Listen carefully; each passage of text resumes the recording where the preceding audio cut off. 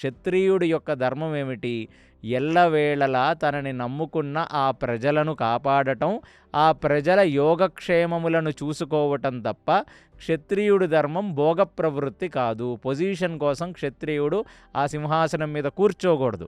కానీ దుర్యోధనుడు యాటిట్యూడ్ చూస్తే కేవలం తన తాత, తన గురువు ఒళ్ళు దాచుకోకుండా యుద్ధం చేసి గెలిచి ఆ రాజ్యాన్ని అతనికిస్తే అతను ప్రశాంతంగా రాజసింహాసనం మీద కూర్చొని ఆ రాజకాంక్షతో ఆ పదవి యొక్క మదహంకారములతో భోగం చేయదలుస్తున్నాడు తప్ప ప్రజల యొక్క యోగక్షేమములను పరిశీలించి జనులకు మంచిగా ఉండేటట్టుగా హితకారకంగా ఈ భూమండలాన్ని ఏలే అంత మెంటల్ స్టెబిలిటీ కానీ మంచితనం కానీ ఈ దుర్యోధనుడికి లేదు.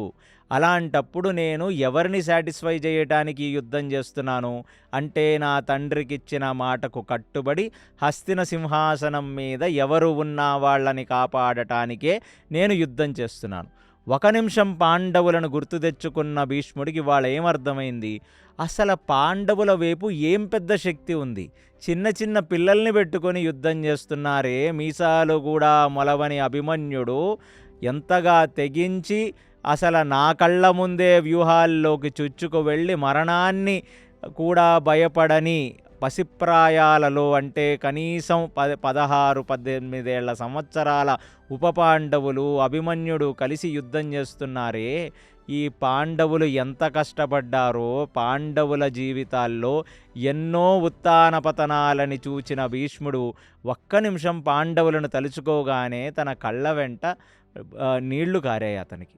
ఇక అతను మనసులో అనుకున్నాడు, ఇది ఖచ్చితంగా దీనికి ఒక ముగింపు మనం పలకాలి, దీనికి ఖచ్చితంగా ఒక లాజికల్ కంక్లూజన్ ఇవ్వకపోతే ఇన్ని సంవత్సరాల నా త్యాగానికి ఒక అర్థమే ఉండదు. అంటే నేను ధార్మికంగా యుద్ధం చేసి ఒక అధార్మికుణ్ణి గెలిపించి తద్వారా ఈ భూమండలం మీద ఉన్న సమస్త జనులకు అన్యాయం చేసిన వాణ్ణవుతాను.